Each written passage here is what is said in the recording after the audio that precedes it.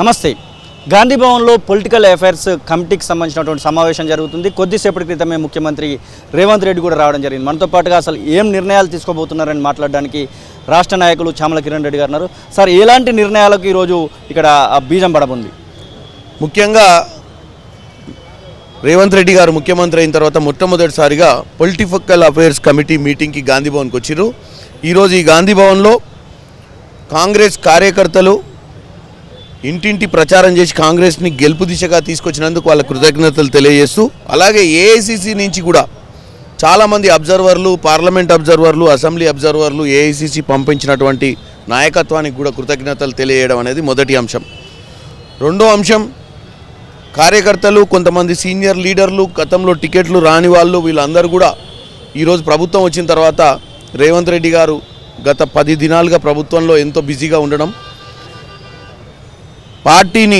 పార్టీలో చాలామంది సీనియర్ లీడర్లు రేవంత్ రెడ్డి గారిని కలవడానికి ప్రయత్నించినా మీకు తెలియంది ఏముంది, 18 గంటలు పనిచేస్తారు రోజు.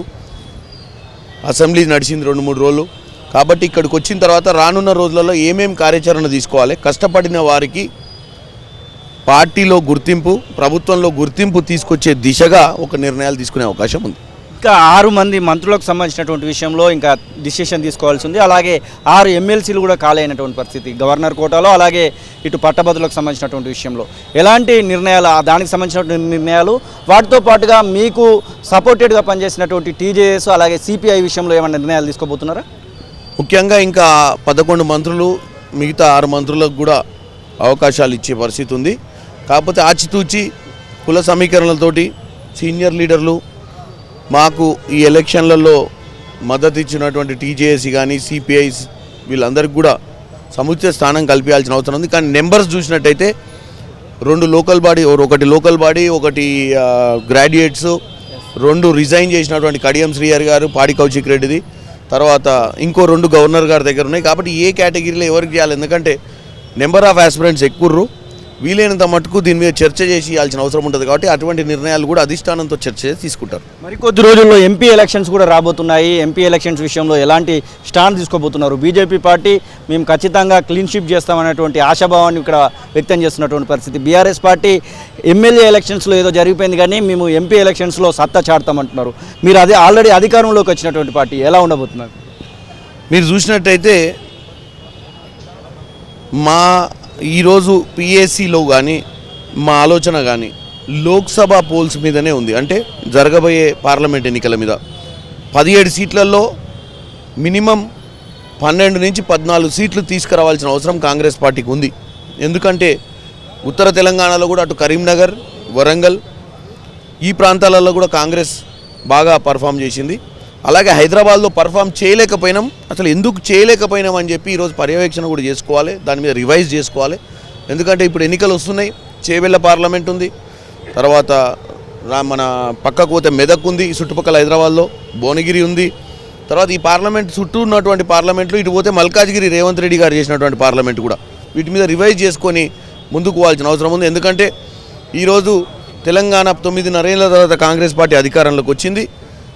ఈరోజు కంపల్సరీగా లోక్సభలో పర్ఫామ్ చేయాల్సిన అవసరం ఉంది. కాబట్టే దాని మీద కార్యాచరణ ముఖ్యమంత్రి గారు చాలా సీరియస్గా తీసుకోబోతున్నారు. వేరే పార్టీల నుంచి ఎవరైనా ఎమ్మెల్యేలు రాదలుచుకుంటే వారి గురించి ఏమైనా నిర్ణయాలు తీసుకోబోతున్నారా? ఖచ్చితంగా వెల్కమ్ అని అంటారా, లేదు అంటే మీరు 64+1 దాంతోనే కంటిన్యూ అవుతారా అని? మేము బీఆర్ఎస్ పార్టీ లెక్క తప్పిదాలు చేయదలుచుకోలేదు. 60 మార్కులు వచ్చిన తర్వాత పాస్ అయిపోయి ప్రభుత్వంలోకి వచ్చాం. అంటే 60 అనేది బెంచ్ మార్క్. ఇవి క్రాస్ అయినాక కూడా ప్రజాస్వామ్యాన్ని కూని చేసే పరిస్థితి ఉండొద్దని మా ఆలోచన. గతంలో బీఆర్ఎస్కి అవసరం లేకున్నా ప్రతిపక్ష పార్టీల నుంచి ఎమ్మెల్యేలను తీసుకుపోయి ప్రతిపక్షమే లేకుండా చేసి ప్రజలకు అసలు ఏం కనపడడం మీరు చూసినట్టయితే మొట్టమొదటిసారిగా మన అసెంబ్లీలో ఒకప్పుడు రాజశేఖర్ రెడ్డి గారు, చంద్రబాబు నాయుడు గారు ఆ రోజు ఉన్నటువంటి అసెంబ్లీ మళ్ళీ చూడటం జరిగింది. ఒక హెల్తీ అపోజిషన్, ప్రజల సమస్యల గురించి డిస్కషన్, ఖర్చు ఎంత పెడుతున్నాం, దేనికి ఖర్చు పెడుతున్నాం అని తెలుసుకోవాలి. ఎందుకంటే 9.5 ఏళ్ల పాలనలో లక్షల కొద్ది కోట్ల అప్పయింది. ఎందుకైందంటే చర్చకు రాలే, సొంత నిర్ణయాలు ఫామ్ హౌస్లో కూర్చొని తీసుకోవడం వల్లనే ఈరోజు మనకి దౌర్భాగ్యత పట్టింది. మేము ప్రజలను ప్రజా దేవాలయం లాంటి అసెంబ్లీలో ప్రతిపక్షం హెల్తీగా ఉండాలి కాబట్టి మేము ఏ ఎమ్మెల్యేలను కూడా తీసుకోము. వాళ్ళు ప్రతిపక్షంలోనే ఉండి ప్రజల కోసం పోరాటం చేయాలని కోరుకుంటున్నాం. ఎంపీగా మీరు కూడా ప్రయత్నం చేస్తున్నట్టున్నారు, భువనగిరి ఎంపీ అనేటువంటి టాక్ కూడా వస్తుంది, నిజమేనా? అలాంటి ఆలోచనతో ఖచ్చితంగా ఉన్నారా? 100% ఎంపీగా పోటీ చేయాలనుకుంటున్నా. నేను గత 2007లో క్రియాశీలకంగా youth Congress all India general secretary చేసిన. ఈ ఎన్నికలలో కూడా రేవంత్ రెడ్డి గారు పీసీసీ ప్రెసిడెంట్ అయినప్పటి నుంచి ఎన్ని కార్యక్రమాలు మీరు చూసినట్టయితే రాష్ట్ర వ్యాప్తంగా ఎన్ని పబ్లిక్ మీటింగ్లు కూడా నేనే ఆర్గనైజ్ చేసిన. మొన్న కూడా మీడియా ఇన్ఛార్జ్గా గాంధీ భవన్లో సోషల్ మీడియా రోజు ప్రెస్ మీట్లు పెట్టించి ఈ 9 ఏళ్ల పాలన గురించి, వాటి 9.5 ఏళ్ల పాలనలో బీఆర్ఎస్ చేసినటువంటి నిధులు నియామకాల తుంగలో దొక్కిన విషయాన్ని ప్రజల మధ్య తీసుకుపోవడంలో క్రియాశీలక పాత్ర వహించిన.